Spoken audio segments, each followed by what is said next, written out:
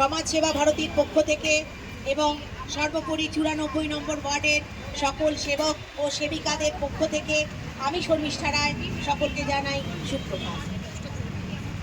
জ্যৈষ্ঠ মাস, প্রচণ্ড দাবদাহ, অস্থিরতার সম্মুখীন সকল পথযাত্রী, গাড়ি চালক, দোকানদার এবং সাধারণ মানুষ।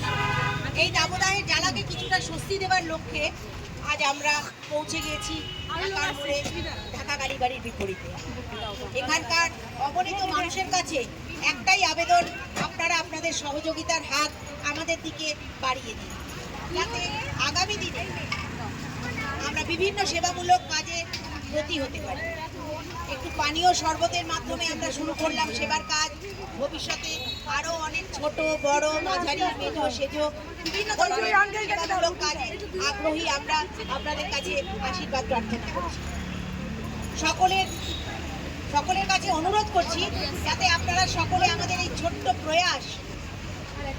প্রয়াসকে সমর্থন জানান এবং সকলে মিলে নির্দ্বিধায় বিনামূল্যে আমাদের শরবত গ্রহণ করেন এবং আমাদের আশীর্বাদ করেন।